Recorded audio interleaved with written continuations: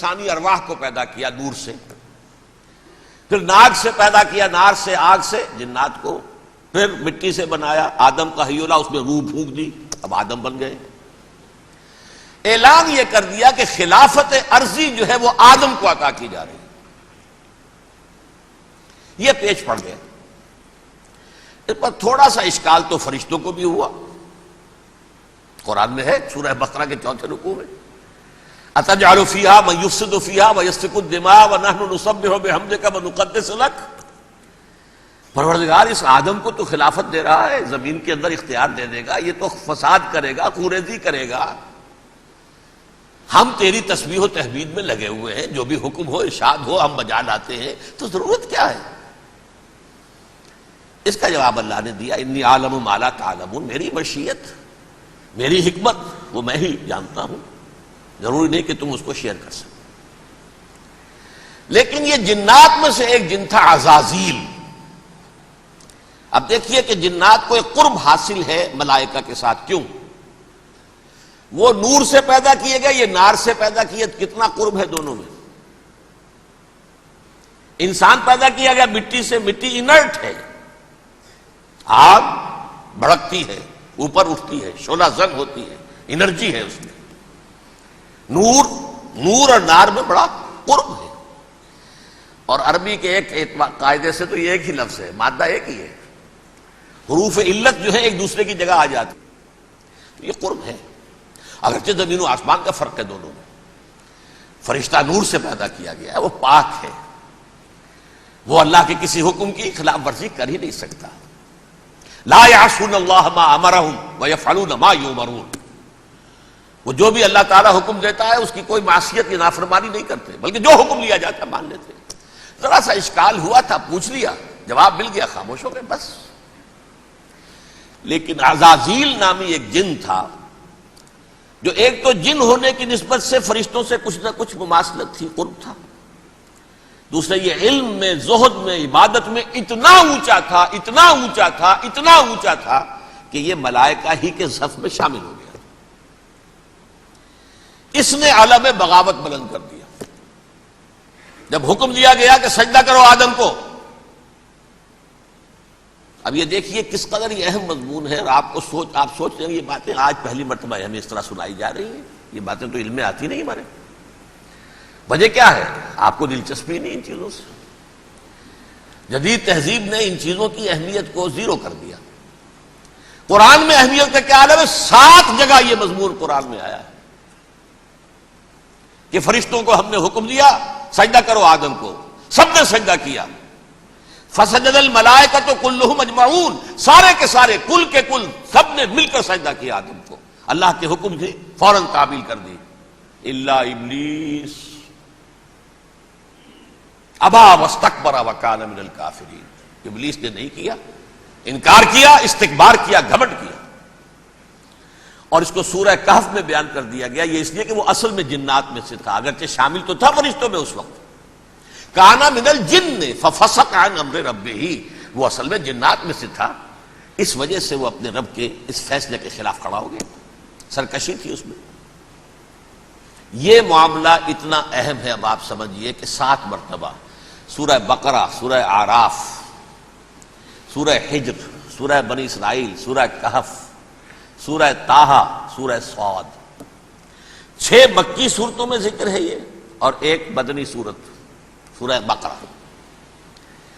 ان میں سے اکثر مقامات پر پھر جب اللہ نے کہا کہ اچھا تم نے یہ سرکشی کی ہے اور ہمارے حکم کی خلاف ورزی کی ہے تو یہاں سے نکل جاؤ، دفع ہو جاؤ، تم مردود ہو، مردود ملعون، ان علیک لعنتی الی یوم الدین، اب تجھ پر لعنت رہے گی میری قیامت کے دن تک۔ اس نے کہا اچھا پروردگار پھر مجھے ذرا مہلت دے دے، رب فانظرنی الی یوم یبعثون، قیامت تک میری زندگی طویل کر دے۔ فاذهب فانک من المنظرین، کہہ دیا اچھا جاؤ، تمہاری یہ درخواست بھی ہم نے قبول کی۔ اس نے کہا پروردگار اب میں اس آدم کو بھی گمراہ کر کے چھوڑوں گا اور آدم کی نسل کو تباہ کر کے چھوڑوں گا۔ انتہائی شدید چیلنج کے انداز میں یہ قرآن مجید میں 4-5 مرتبہ مضمون آیا ہے۔ میں نے صرف 2 جگہ سے آپ کو اس وقت کوٹ کر کے سنایا تھا. سورہ اعراف میں اللہ تعالیٰ فرماتے ہیں قالا، اس پر ابلیس نے کہا فبما اغویتنی، تو اے رب جو تو نے مجھے گمراہ کیا ہے، مجھے ذلیل کر دیا، مجھ پر فوقیت دے دی، اس کو انا خیر منہ، میں اس سے بہتر ہوں، خلقتنی من نار وخلقتہ من طین، بنایا تو نے مجھے آگ سے اور اس کو بنایا مٹی سے، پھر مجھ سے مطالبہ کہ میں سجدہ کروں، اور میں نے سجدہ نہیں کیا تو اب تو نے مجھے ملعون قرار دے دیا. قال فبما اغویتنی لأقعدن لهم صراطک المستقیم، اب میں یہ نسل آدم کے لیے، اس کو برباد کرنے کے لیے تیری سیدھی راہ کے اوپر گھات میں بیٹھوں گا، سیدھے راستے پر چلنے نہیں دوں گا. ثم لآتینہم من بین ایدیہم، پھر میں ان پر حملہ آور ہوں گا، ان کے سامنے سے بھی، ومن خلفہم، ان کے پیچھے سے بھی، وعن ایمانہم، ان کے داہنی جانب سے بھی، وعن شمائلہم، اور ان کے بائیں جانب سے بھی، ولا تجد اکثرہم شاکرین، اور تو دیکھے گا کہ ان کی اکثریت تیری شکر گزار بندوں پر مشتمل نہیں ہوگی. یہ چیلنج تھا. اور ایک چھوٹا سا چیلنج جو سورہ صاد میں آیا ہے، اور یہاں تو اس نے اللہ کے جلال کی قسم کھا کر کہا قال فبعزتک لأغوینہم اجمعین، اے رب تیری عزت، تیرے جلال کی قسم ہے میں ان سب کو گمراہ کر کے چھوڑوں گا، الا عبادک منہم المخلصین، سوائے ان میں سے وہ کچھ لوگ جنہیں تو خالص اپنا بندہ بنا لے، جنہیں تو اپنا بندہ بنا لے. مخلص، مخلص نہیں، مخلص یہ مفعول ہے، فاعل نہیں ہے، جسے تو بنا لے. بعض لوگوں کو اللہ چن لیتا ہے، هو اجتباکم، تمہیں چن لیا ہے. استفاء، اجتباء، بس وہ بچیں گے جن کو تو اپنی خاص امان میں لے لے گا، باقی میں سب کو گمراہ کر کے چھوڑوں. یہ ہے اصل دنیا میں نوع انسانی کا ابدی دشمن، ازلی سے ابدی تک. اور اس میں نوٹ کیجئے کہ اس کی اصل بنیاد کیا ہوئی؟ 2 لفظ، تکبر اور حسد. استکبرا، تکبر کیا، انا خیر منہ، میں اس سے بہتر ہوں. یہ ساری بس کی گانٹھ یہی ہے، سب سے بڑی گمراہی کی وجہ یہی ہے. اسی لیے کہا ہے حدیث میں لن يدخل الجنہ من کان فی قلبہ مثقال حبۃ من کبر، جنت میں ہرگز وہ شخص کبھی بھی داخل نہیں ہو سکے گا جس کے دل میں رائے کے دانے کے برابر بھی کبر ہے.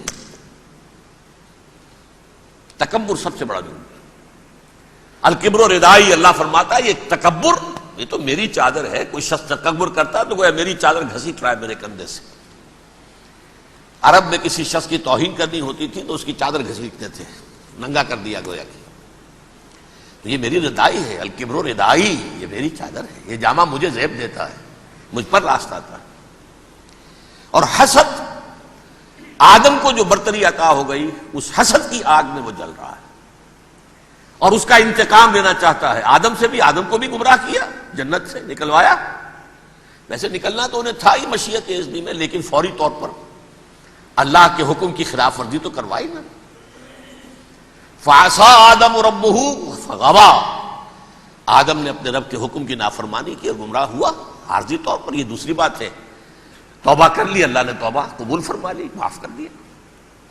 کوئی مستقل جو ہے وہ نسل انسانی پر اس گناہ کا اثر متوارث طور پر نہیں آ رہا ہے، ختم ہو چکا معاملہ، ہوا تھا ہو گیا. فتلقى آدم من ربہ کلمات فتاب علیہ انہ هو التواب الرحیم. اور توبہ کی شان یہ ہے جب وہ قبول ہو جائے اللہ کی جناب میں، کیا تائب من الذنب کمن لا ذنب لہ، گناہ سے توبہ کرنے والا ایسے ہوتا ہے جیسے اس نے کبھی گناہ کیا ہی نہیں تھا.